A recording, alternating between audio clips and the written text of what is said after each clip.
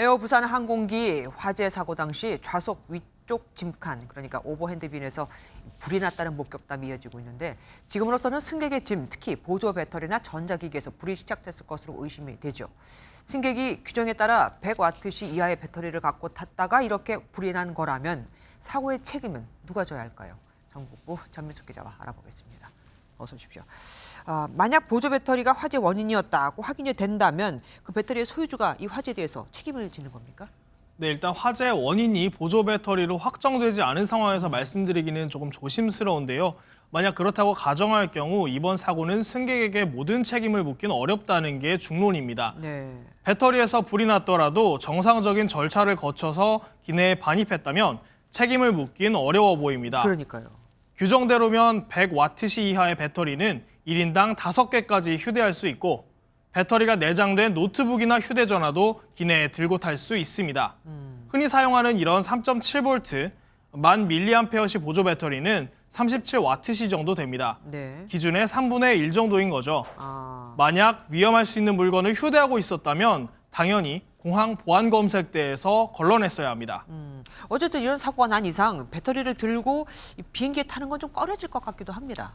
네, 실제로 저희가 공항에서 만난 여행객들은 상당히 이런 배터리 휴대하는 거를 부담스러워하긴 했습니다. 그러니까요. 뉴스 보고 나니까 조금 불안하기도 하고 그냥 안 챙겨오는 게 낫겠다 싶어서 놔두고 왔습니다. 이제 비행기 탈 때 휴대폰이랑 같이 타려 주머니에 넣고 같이 다니고 가방에 넣거나 뭐 선반 위에 올리거나 그러지는 않았던 것 같아요. 아직 배터리가 화재 원인이라고 단정할 수는 없지만 네. 앞으로 항공사가 배터리에 관한 안전 규정을 손보게 될 가능성도 있습니다. 배터리든 보조 배터리가 들어가 있는 장비나 장치들은 승객이 직접 의자 아래나 가까이에서 바로 발견을 할 수 있도록 그런 절차가 좀 보완이 돼야 될 것 같다고 생각을 하고 있습니다.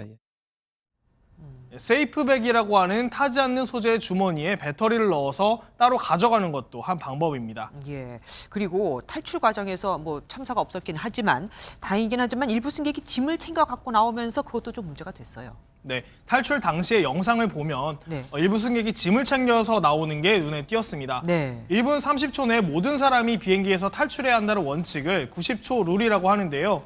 승무원들은 탈출 과정에서 개인 짐은 미련 없이 버리고 나오도록 안내하고 있습니다. 짐을 빼는 동안에 통로가 막혀서 다른 사람의 탈출이 지체될 수가 있고 챙긴 짐이 2차 사고를 일으킬 수도 있기 때문입니다. 네. 백팩이나 또는 핸드캐리 가방을 들고 나오다가 슬라이드를 타고 내려오면서 그 무게에 의해서 이렇게 쓰러질 수도 있고요. 그렇게 되면 또 다른 부상으로 이어집니다. 사고로 잃은 짐은 몬트리올 협약에 따라서 항공사가 보상하게 돼 있습니다. 설사 값을 매길 수 없는 물건이라도 나와 타인의 생명보다 귀중할 수는 없기 때문에 바로 비행기에서 탈출해야 합니다. 네. 공기를 주입한 탈출 미끄럼틀이 이 짐 때문에 찢어질 수도 있다고 하더라고요. 네, 맞습니다. 예, 지금까지 전민석 기자와 함께했습니다. 수고하셨습니다.